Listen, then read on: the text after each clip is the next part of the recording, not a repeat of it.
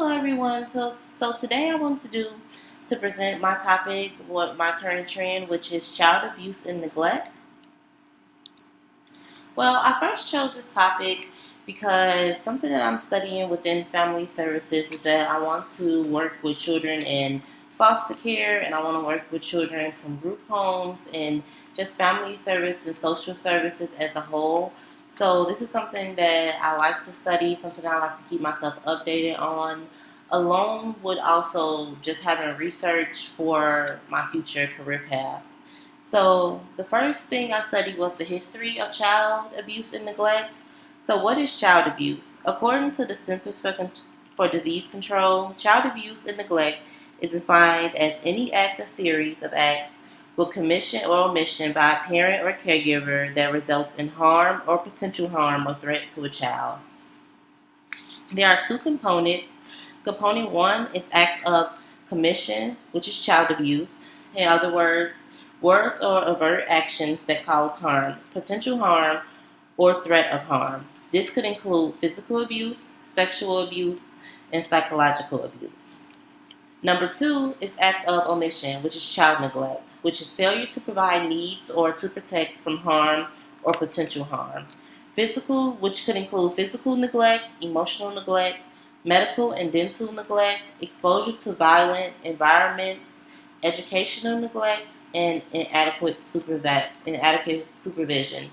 So with those last two, a lot of people don't believe or may not know that those are a form of neglect for to fall on these parents or caregivers.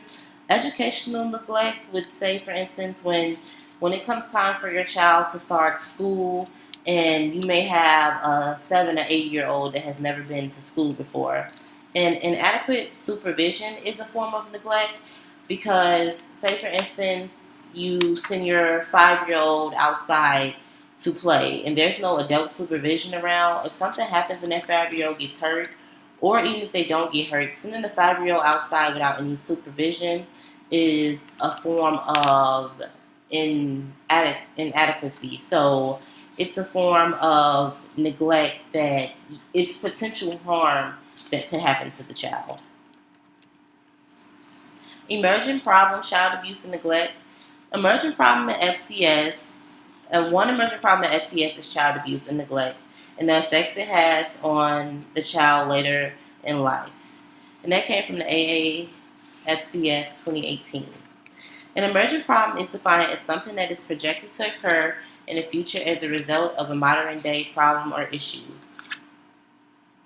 Why is child abuse and neglect an emergent problem? Traumatic experiences in childhood can have an effect on the later adulthood. Statistics show that adult survivors of childhood trauma may cope with trauma-related symptoms via alcohol or drug use. That was an article that I found from Love and Tergerson 2018. According to Bowersox 2013, reports show that 14% of all men in prison and 36% of women in prison in the USA were abused as young children, along with 9 times more likely to be involved in criminal activity later on in life. Neglect presents an emotional and physical deprived environment to a child, which can lead to factors in development of low self-esteem and also cause young adults to have problems with depression and self-induced, again, drugs and alcohol. So, with that being said, it was founding suggests that compromised development of self-esteem underlines associations between neglect and substance use and abuse. This suggests that abuse and neglect have an effect on the mental esteem of a child, which could lead to depression and have a spiraling effect along down the road. The statistics, why is it an emerging problem in the United States and currently, because the statistics are not really going down. There's a lot of victims that still suffer from child abuse and neglect, unfortunately, in the United States. So why is it relevant? There were about 670 676,000 victims of child abuse and neglect reported to Child Protective Services in 2016. Studies estimated that 1 in 4 children aged birth to 18 will experience some form of child abuse or neglect in their lifetimes. 1 in 7 children have experienced abuse or neglect in the last year, and about 1,750 children died from abuse or neglect in the recent year. And the economic cost of child abuse and neglect is estimated at $124 billion each year, and that was found from the CDC 2018 website. Target groups impacted: 681,000 children in 51 states were victimized or abused or neglected in 2011. Of these numbers, 12.5% of children were less than age 1, 7.3% were age 1, 7.2% were age 2, 6.9% were age 3, 24% were between the ages of 4 and 7, which this was around the times that a lot of children, this was the highest percentage rate around the time that children would get abused. And 18.7% were between the ages of 8 and 11. 17.1% were between the ages of 12 and 15, and 16.1% were ages 16 and 17. Approximately, out of these numbers, approximately 48.6% of victims were male and 51.1% were female. Child abuse and neglect, the impact. Later on in life, abuse from childhood could lead to mental distress in the adult lives, which can be post-traumatic stress disorder, which is when a person has a difficulty recovering after experiencing or witnessing a terrifying event. Depression, which is a mental disorder or depressed mood or loss in interest in activity. And anxiety disorder, which is feelings of worry, anxiety, or fear that were strong enough to interfere with one's daily activity. All three of these can be side effects from being mentally or physically or sexually abused as a child, and it has an effect going over into the child's adulthood. Because of these things, most of the time with cases of child abuse, it goes on for years, and as you can see, like I stated earlier, 24% of abuse is done between the ages of 4 and 7, and those are the times that it can be very detrimental for a child to actually be able to handle and experience and know what they're experiencing. So it becomes a part of their everyday routine and their everyday life that at this age, at this young, they may feel is normal. Child abuse and neglect, the impact again. The importance of a healthy childhood is very important for later adult life. Statistics show that the emotional, social, and physical development of young children has an overall effect on their development and the adult they will become. Sperry 2013. To determine whether child abuse and neglect predicts low levels of support in middle adulthood, relationships between childhood abuse and neglect, and subsequent outcomes, which are again could be anxiety, depression, and illicit drug use.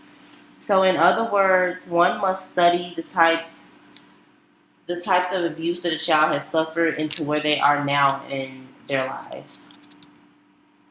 Proposed solutions are educating our professional mandated reporter.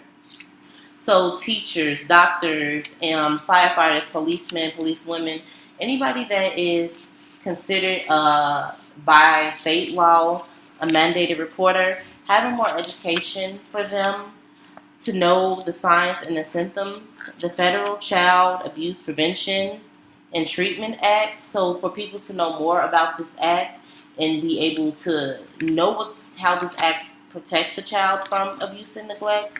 Also, educated children through school. So having some part in where a child feels comfortable enough, and even to educate a child on for them to know what abuse is and how to report abuse. Because a lot of the times when children do start getting older and they may not know. I learned from Barrowstock's article that a lot of the times when a child does start getting older, they may not know where to go or who to come to about abuse. So I feel like the article stated that if we were to educate the children at a young age, educate them through their lives in school about what abuse is and how they can report it, they may feel comfortable enough to go to someone to report it if the signs are not noticed. And programs such as counseling in place for children who have been abused. So when children are abused and sometimes they're taken out of the home, I learned that through the research that sometimes that they're put in, if they have no other family to take them, they're put into the foster care system. And they're put into the foster care system, but the foster care system doesn't always necessarily have outlet for them to actually go talk to a counselor for help. And also ways for others to help is to know the signs of abuse and neglect of a child, to educate ourselves. If you know a child is getting abused, to please report it to Child Protective Services. And also counseling, a lot of people may not think of this, but counseling for the abuser. If all we do is possibly jail time, or on the article it said if all we do is possibly jail time or um, taking that child away from the caregiver is not really learning anything from that, and the foundation starts with the abuser, for the abuser to know not to abuse and why it's not okay. So to wrap it up, I would say that child abuse and neglect is a current trend in the United States because now we're seeing more and more statistics that are showing that abuse, as you can see in my PowerPoint, that they're showing more and more statistics of abuse that is having a later effect through a child's mental state, as having a later effect on their adult life with anxiety and with depression being on a rise. Thank you.